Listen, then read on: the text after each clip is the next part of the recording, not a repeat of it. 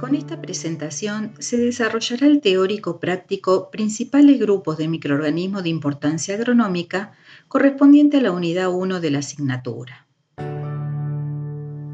Como ustedes saben, los microorganismos constituyen un grupo numeroso y diverso de organismos simples que son capaces de realizar innumerables procesos biológicos, pero para su observación se requiere del empleo de un microscopio. Desde el punto de vista de la clasificación taxonómica, los microorganismos pueden pertenecer a diferentes reinos de la vida. En el curso de biología se trabajó con la clasificación propuesta por Carl Woese del año 1990, en la que los organismos se organizaban en un sistema de 3 dominios y 6 reinos. Sin embargo, en el año 2015, Ruggiero y su equipo de colaboración proponen que los organismos conocidos se organicen en lo que denominaron un sistema de catálogo de la vida. Esta organización propone trabajar con 2 superreinos y 7 reinos. La característica presencia de núcleo celular es el criterio de organización fundamental que emplea esta clasificación, por lo que los 2 superreinos sugeridos son procariota y eucariota. Como los microorganismos pueden tener tanto célula eucariota como procariota, en ambos superreinos podemos hallar ejemplos de ellos. Por ello, que en 6 de los 7 reinos propuestos por esta nueva clasificación se encuentran representantes microbianos. Sin embargo, de la diversidad de microorganismos conocidos hasta el momento, en el curso de microbiología agrícola solo nos centraremos en aquellos microorganismos o grupos microbianos que tienen alguna importancia por su intervención agronómica, es decir, que los vamos a estudiar porque realizan alguna actividad biológica que resulta de interés para el campo profesional. El primer grupo sobre el cual vamos a centrar el estudio son los microorganismos pertenecientes al reino bacteria, ya que tienen gran diversidad metabólica y por lo tanto participan de innumerables intervenciones agronómicas. Las bacterias son organismos unicelulares que tienen célula procariota. Las especies de este reino se distribuyen en 2 subreinos según la propuesta de clasificación a la que nos referimos anteriormente. Las características de la pared celular es el criterio para separar las especies en los 2 subreinos. Recordemos que la pared celular de las bacterias está compuesta del peptidoglicano llamado mureína, por lo que los 2 subreinos al que pueden pertenecer los miembros del reino bacteria son Posibacteria, cuando los microorganismos presentan pared celular gram positiva, y Negibacteria, si el microorganismo presenta pared celular gram negativa. Estas pueden diferenciarse empleando la conocida tinción de Gram y haciendo posteriormente una observación microscópica. El uso del microscopio óptico permite además observar la morfología que exhibe una bacteria. Aunque son pocas las formas que pueden presentar una bacteria, esta característica se utiliza para realizar la identificación de géneros y especies. Entre las estructuras bacterianas de importancia biológica, la endospora se puede también observar al microscopio óptico. No todas las especies bacterianas forman endospora. Ejemplos de los géneros Clostridium y Bacillus se caracterizan por presentarlas. El lugar de la célula en que la forma, si deforma o no el esporangio, son criterios que se emplean para identificar las diferentes especies. Desde el punto de vista fisiológico, las bacterias se reproducen en forma sexual, multiplicándose por el proceso de fisión binaria. Por ser microorganismos que tienen la mayor diversidad metabólica, desde el punto de vista ecológico, son capaces de desarrollarse en diferentes tipos de hábitat y establecer distintos tipos de relaciones ecológicas con organismos superiores, algunos de los cuales son de interés agronómico. Entre las intervenciones bacterianas que son de interés en nuestro campo profesional y que vamos a desarrollar a lo largo de la asignatura, podemos destacar las que tienen que ver con la participación en los ciclos de los elementos, especialmente en los ciclos del carbono y el nitrógeno, el empleo de algunas bacterias como biofertilizantes y las intervenciones que algunas de ellas tienen en las cadenas agroalimenticias, como por ejemplo en la producción del yogur. Un grupo particular de bacterias gram positivas a las que voy a hacer referencia son los actinomicetes. Estos microorganismos se destacan por presentar morfología similar a los hongos y porque además producen espora. Por esto, por mucho tiempo, fueron clasificados como hongos. Desde el punto de vista biológico, los actinomicetes se destacan porque algunas especies producen sustancias tóxicas frente a otros microorganismos denominadas antibióticos, y otros participan en la descomposición de la materia orgánica, especialmente de compuestos como la celulosa y la quitina.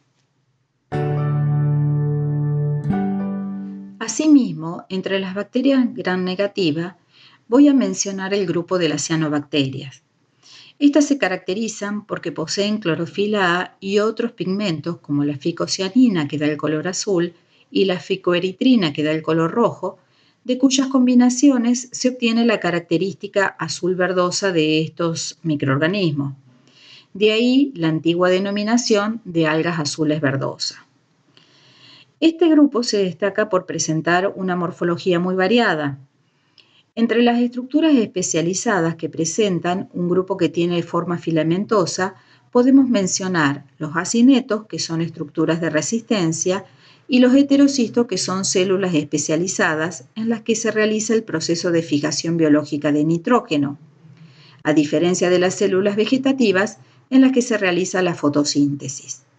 En esta diapositiva nosotros podemos observar las estructuras que les mencioné y que son propias de especies que están presentes en los suelos de arroceras de Entre Ríos. Como mencioné anteriormente, las cianobacterias se caracterizan por presentar una morfología variada, ya que además se encuentran cianobacterias de tipo filamentosas que no presentan heterocisto, como también cianobacterias de tipo unicelulares. Algunas de ellas presentan además una vaina mucilaginosa exterior que las rodea.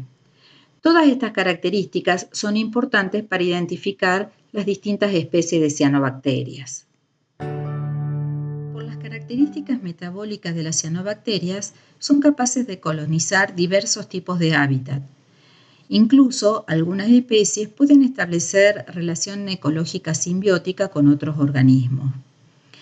Había destacado que las cianobacterias pueden realizar la fotosíntesis oxigénica, que en conjunto con la fijación biológica de nitrógeno contribuye a aumentar la fertilidad natural de los suelos arroceros.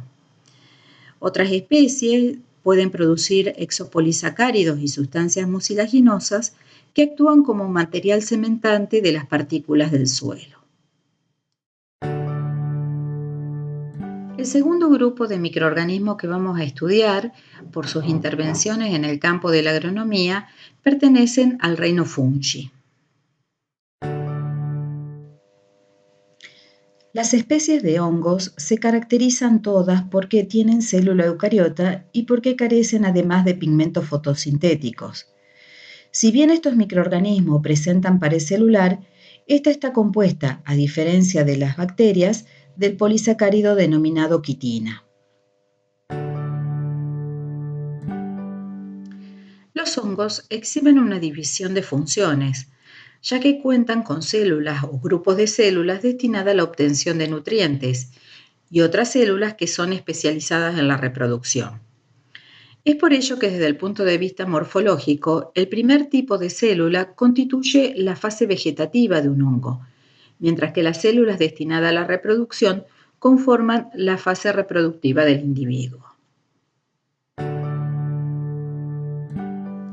La fase vegetativa del hongo está compuesta por estructuras tubulares que contienen citoplasma y que se denominan hifas. El conjunto de hifas forma el cuerpo vegetativo del hongo y se llama micelio. Por su parte, el micelio se organiza en entramados más o menos compactos denominados plecténquima, pero sin alcanzar la organización que es característica de los tejidos vegetales. En el apunte teórico están descritas las características que pueden presentar el plecténquima en relación al aspecto que presenta. Un caso particular lo constituye aquellos hongos que han perdido el crecimiento micelial y por lo tanto se han transformado en especies unicelulares. Este grupo de hongos son las levaduras. Estos microorganismos se caracterizan porque presentan células ovales que se multiplican formando yema, es decir, a través del proceso de gemación, tal como se puede observar en la imagen que estoy presentando. La importancia de las levaduras es que participan de algunos procesos que tienen que ver con la producción de alimentos. Aunque los hongos pueden reproducirse a partir de estructuras asimiladoras vegetativas o de reposo, tales como células individuales, fragmentos de micelio, esclerosis, etc., la forma más común es mediante las esporas. Las esporas son consideradas unidades de reproducción especializada compuestas por una o varias células que se producen sexual o asexualmente. Su forma, tamaño y color son características taxonómicas observables al microscopio óptico y que permite además realizar la identificación de las especies. Las principales esporas asexuales son las esporangiosporas, los conidios y las uredinosporas. La clasificación de la misma está basada en el tipo de célula sobre la cual se forman. En la diapositiva estamos observando algunos ejemplos de este tipo de esporas. La reproducción sexual de los hongos ocurre cuando las esporas involucradas, que previamente han sufrido el proceso de meiosis, se fusionan y producen un cigoto denominado cigospora. En esta diapositiva estamos viendo las esporas formadas por los hongos de la división Ascomycota. Las esporas sexuales o ascosporas se producen dentro de una estructura llamada asco. Entre las intervenciones que resultan de interés agronómico se puede destacar el establecimiento de la relación simbiótica conocida como micorriza. Esta se establece entre un hongo y raíces de plantas superiores. Algunas especies son empleadas en las cadenas agroalimentarias, como por ejemplo en la industria láctea cuando se emplea el Penicillium roqueforti para la producción de queso azul. Otros hongos tienen interés por el valor comestible, como es el caso del champiñón o el hongo conocido como Agaricus bisporus. Las levaduras las destacamos por la producción o su utilización en la industria cervecera.